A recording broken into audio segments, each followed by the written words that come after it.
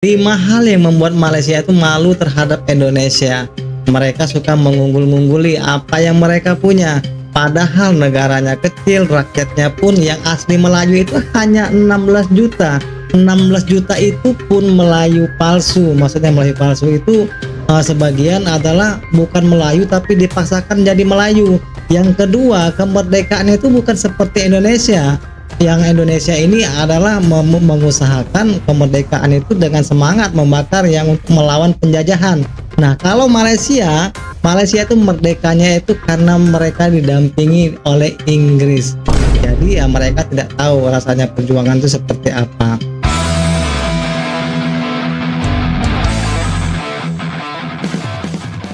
Kenapa banyak orang Indonesia yang berpendapat bahwa kaum Melayu Malaysia itu sombong? Jawabannya sebetulnya sangat mudah. Pertama, nah ini adalah jawaban kenapa kaum Melayu Malaysia itu terkesan sombong ya cuy ya. Dari segi ekonomi Malaysia sedikit lebih maju dan makmur. Karena mereka tinggal meneruskan tatanan Inggris. Oh, jadi ekonomi mereka itu memang lebih sedikit agak maju ya, karena mereka itu meneruskan tatanan Inggris cuy. Mereka dipandu pula oleh British, sehingga Malaysia cepat berkembang, apalagi wilayahnya kecil. Nah, yang kedua adalah kaum Melayu melupakan, atau sebagian tidak tahu mengenai jati diri mereka yang sebenarnya, terutama kaitannya dengan Indonesia. Jadi kombinasi dua hal itu, yakni merasa lebih maju, lalu tidak tahu atau tidak mau tahu mengenai jati diri yang sebenarnya. Itulah yang bikin sombong. Jadi penyebab Melayu Malaysia itu sombong pada Indonesia, yang pertama merasa lebih maju, yang kedua melupakan identitas dan asal-usulnya ya. Pertanyaan selanjutnya tentu saja, kenapa mereka melupakan jati diri atau identitasnya? Tujuannya tentu saja agar kaum Melayu Malaysia tidak rendah diri dan terlihat sebagai kaum yang kuat. Mereka berusaha menciptakan ilusi bermacam-macam. Misalnya, ilusi mengenai alam Melayu, Mahawangsa Melayu, dan rumpun Nusantara Melayu. Sebetulnya propaganda kemelayuan ini sangat paradoks. Malaysia ingin jadi negara maju dan modern, tapi di sisi lain tetap mengandalkan sentimen kuno, yakni kesukuan atau perkauman. Negara bangsa yang modern seharusnya tidak mengobarkan sentimen yang primitif. Benar banget ya. Mungkin, kaum Melayu Malaysia telah putus asa karena tidak sanggup membangun negara bangsa. Mereka juga tidak berani menumbangkan sultan-sultan yang feodal. Padahal Kesultanan Melayu Malaysia dulu adalah kaki tangan penjajah. Jadi slogan serumpan-serumpun atau Mahawangsa Melayu atau rumpun Nusantara Melayu, semua itu hanya propaganda. Dan intinya juga sama saja, tujuannya pun sama, yakni agar kaum Melayu Malaysia terkesan jadi kaum yang hebat. Lalu, raja-raja Melayu pemuja penjajah itu aman-aman saja. Tapi semua itu pada dasarnya hanya dongeng dan ilusi. Semua itu hanya mimpi atau ilusi karena tidak melekat pada negara bangsa. Wilayah yang diilusikan itu bukan wilayah nyata yang menjadi kedaulatan Malaysia. Pendek kata, kaum Melayu Malaysia diperbodoh oleh sultan-sultan sendiri, para profesor bergelar datuk-datuk dan kekuatan politik lama. Kaum Melayu Malaysia dibuai dengan propaganda dan mimpi indah. Dengan begitu, kaum Melayu Malaysia yang kecil dan kerdil merasa jadi bangsa besar, bertamadun hebat, atau memiliki sejarah dan budaya yang hebat. Tentu, sekali lagi, semua itu hanya halayan. Itu sebabnya, kaum Melayu Malaysia malu dan frustasi ketika ilusi mereka dibongkar. Karena realitasnya sungguh bertolak belakang. Kenyataannya bahkan amat memalukan. Begitu slogan serumpun atau alam Melayu dihapus, realitasnya menyedihkan. Nah, berikut ini adalah sejumlah hal yang memalukan, yang selama ini berusaha ditutup-tutupi dengan slogan serumpan-serumpun. Yang pertama, dengan konsep serumpun atau alam Melayu dan sebagainya tadi, kaum Melayu sebenarnya ingin menutupi kenyataan bahwa kaum Melayu Malaysia adalah bangsa yang kecil. Jumlah penduduk Malaysia sekarang sekitar 33 juta. Adapun kaum Melayu Malaysia hanya sekitar separuh dari jumlah ini. Jadi kaum Melayu Malaysia hanya sekitar 16 juta. Itu pun sebagian adalah Melayu palsu. Melayu Maksudnya? palsu adalah orang bukan dari suku Melayu tapi dipaksa jadi Melayu. Jadi bukan orang Melayu tapi dipaksa menjadi suku Melayu. Nah, jumlahnya pun hanya 16 juta cuy. Bandingkan dengan suku-suku di Indonesia. Pada tahun 2010 saja, orang dari suku Jawa telah mencapai 95 juta, kemudian disusul oleh suku Sunda. Jawa aja 95 juta. Coba perbandingannya dengan aslinya Malaysia. Cuma 16 juta. Dan gila banget ya kan. Batak, dan seterusnya. Nah, dengan konsep serumpun Melayu, kaum Melayu ingin menutupi realitas bahwa jumlah kaum Melayu Malaysia yang sangat kecil itu. Dengan konsep serumpun, Malaysia berusaha merangkul kaum Melayu di Indonesia, Singapura, dan Thailand. Padahal mereka jelas berada di negara yang berbeda yang memiliki konsep Iya, negara benar yang banget. berbeda pula. Jadi dia berusaha menggabungkan orang-orang Melayu wilayah Indonesia dan Thailand ya. Orang Melayu di Thailand misalnya, kini jelas mengutamakan bahasa Thai. Bahasa Melayu di Singapura bahkan terancam punah. Lalu, orang Melayu Indonesia pun telah bangga menjadi bangsa Indonesia yang besar. Itulah yang mengesankan bahwa konsep serumpun tersebut semacam hayalan bocah kecil yang ingin jadi besar dan hebat. Keinginan seperti ini jelas lucu. Benar banget. Selanjutnya yang kedua, konsep serumpun atau alam Melayu bertujuan untuk menyembunyikan sejarah kaum Melayu Malaysia yang kurang sedap. Kita tahu Semenanjung Malaya tidak memiliki sejarah yang gemilang. Di masa lalu, wilayah ini cenderung menjadi sasaran serangan atau jajahan kekuatan lain, di antaranya adalah Siam, Singosari, Majapahit dan Aceh. Melaka dulu juga mengabdi pada kerajaan Cina. Jadi wilayah Semenanjung Malaya adalah wilayah taklukan banyak kerajaan. Nah, di zaman penjajahan oleh bangsa Eropa, Semenanjung Malaya pun jadi sasaran empuk. Raja-raja Melayu di Malaya juga tidak memiliki keberanian untuk memerangi penjajah Eropa. Yang berusaha membebaskan Malaka saat dikuasai Portugis justru kerajaan dari Jawa dan Aceh. Dulu ribuan orang Aceh, Demak dan Palembang mengorbankan nyawa demi Melaka.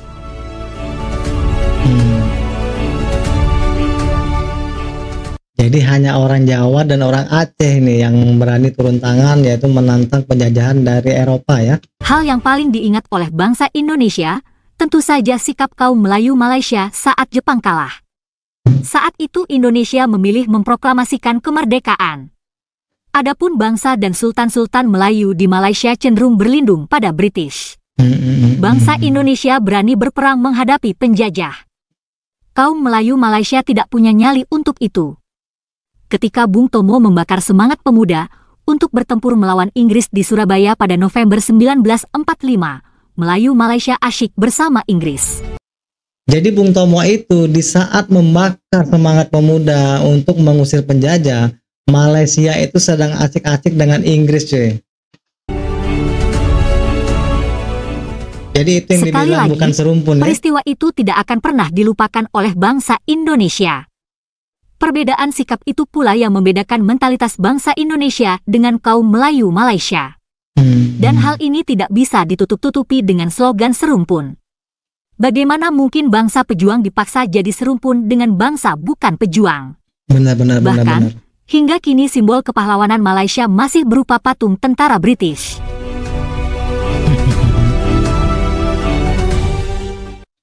Berikutnya, yang ketiga adalah slogan serumpun hanyalah untuk menutupi kenyataan bahwa sebagian kaum Melayu Malaysia sebetulnya diaspora suku-suku di Indonesia. Artinya mereka adalah diaspora bangsa Indonesia. Anehnya, mereka cenderung menutup-nutupi realitas ini. Mereka seakan malu untuk mengakui bahwa leluhurnya adalah suku-suku di Indonesia. Karena dia berpihak dengan Inggris tadi ya. Nah, kaum Melayu Malaysia tidak respek pada leluhurnya di Indonesia, orang Indonesia pun kurang respek pada mereka. Iya benar. Apalagi mereka semua sudah menyebut dirinya Melayu. Orang Jawa di Malaysia pun menjadi Melayu, bahkan merasa sok paling Melayu. Dengan slogan serumpun, kaum Melayu Malaysia seolah ingin melupakan asal-usul mereka. Jadi, mereka merasa kedudukannya sejajar. Bahkan, mereka mengklaim diaspora bangsa Indonesia sebagai diaspora Malaysia. Hal ini sangat lucu, sebab pusat suku-suku tersebut jelas di Indonesia. Pusat Melayu, Batak atau Minang tetaplah di Sumatera. Pusat Jawa tetaplah di Jawa. Dan Semenanjung bukanlah pusat atau asal-usul suku-suku tersebut. Yang keempat, slogan serumpun adalah cara untuk menutupi niat tak elok mereka, yakni ingin mengklaim atau mencuri budaya di wilayah Indonesia. Ya, benar banget. Mereka seolah berhak atas warisan budaya suku-suku di Nusantara. Jadi Malaysia itu sudah banyak mengklaim budaya Indonesia. Salah satunya batik. Mereka itu mengaku batik itu asalnya dari Malaysia. Nah, satu lagi itu rendang yang dari Padang itu. Makanya orang Padang marah kalau rendang itu bukan asal dari Malaysia. Kepala ayang dari Malaysia. Tak rendang sedo. Gulai tunjang salah lawak tu dari Malaysia tu mah. Cela itu atugu simpang aru akan di Malaysia letak. Itu suku tiang lah. Padahal Malaysia bukan wilayah asal mula suku-suku itu. Malaysia bukan pusat peradaban suku-suku. Kalau sekedar melestarikan budaya itu, tentu saja malah diapresiasi. Tapi kalau menganggap bahwa warisan budaya itu milik mereka, tentu saja suku-suku di Indonesia akan marah. Ya, benar banget. Slogan serumpun seolah ingin mengaburkan asal-usul suku dan budaya tersebut. Hampir semua suku-suku hebat di wilayah Nusantara berasal dan berakar di wilayah Indonesia. Karena itulah bangsa Indonesia paling berhak atas warisan budaya itu. Sebab, orang-orang di Malaysia hanyalah diaspora dari suku-suku di Indonesia. Mereka adalah diaspora bangsa Indonesia. Selanjutnya, yang kelima. Slogan serumpun tampaknya sebagai siasat untuk mengklaim bahasa Indonesia atau memberi label Melayu pada bahasa Indonesia. Tujuannya agar bahasa Melayu Malaysia terlihat hebat. Upaya ini sungguh lucu karena bangsa Indonesia mengembangkan bahasa Indonesia dari bahasa Melayu di wilayah Indonesia sendiri. Malaysia pun meminjam bahasa Melayu dari Sumatera. Bedanya bahasa Melayu Malaysia gagal total dan tidak bermartabat. Adapun bahasa Indonesia semakin hebat dan mendunia. Seperti bocah yang belum dewasa, kaum Melayu Malaysia tidak mau bertanggung jawab atas kegagalan bahasa Melayu Malaysia itu. Mereka lalu merengek-rengek ingin mendompleng bahasa Indonesia yang telah berhasil. Sekali lagi, main klaim seperti ini dengan alasan serumpan-serumpun. Padahal bahasa Indonesia lahir dan berkembang bersama bangsa Indonesia. Artinya bahasa Indonesia adalah bahasa perjuangan yang amat sakral bagi bangsa Indonesia. Benar. Ketika bangsa Indonesia mengikrarkan Sumpah Pemuda untuk mengibarkan bahasa Indonesia, kaum Melayu Malaysia masih terlena dalam pelukan British. Begitu pula ketika Indonesia mendirikan dasar-dasar negara Indonesia dengan memakai bahasa Indonesia. Perjuangan seperti itu mungkin sulit dipahami oleh kaum Melayu Malaysia yang tidak pernah berjuang untuk mendapatkan kemerdekaan. Iya, benar. Kaum Melayu Malaysia sulit berempati karena tak merasakan beratnya perjuangan mendirikan negara Indonesia, sebuah negara yang benar-benar merdeka. Karena itu, alangkah baiknya kini berusaha untuk bisa mengerti bangsa Indonesia. Kaum Melayu Malaysia juga perlu mengetahui diri mereka sendiri, jati diri sendiri, agar tidak selalu bingung dan jadi bahan tertawaan netizen Indonesia. Nah, itulah cuy ya, 5 hal yang membuat Malaysia itu malu terhadap Indonesia. Mereka suka mengunggul-ungguli apa yang mereka punya. Padahal negaranya kecil, rakyatnya pun yang asli Melayu itu hanya 16 juta. 16 juta itu pun Melayu palsu. Maksudnya Melayu palsu itu sebagian adalah bukan Melayu tapi dipaksakan jadi Melayu. Yang kedua, kemerdekaan itu bukan seperti Indonesia. Yang Indonesia ini adalah mengusahakan kemerdekaan itu dengan semangat membakar yang untuk melawan penjajahan. Nah, kalau Malaysia itu merdekanya itu karena mereka didampingi oleh Inggris. Jadi ya mereka tidak tahu rasanya perjuangan itu seperti apa.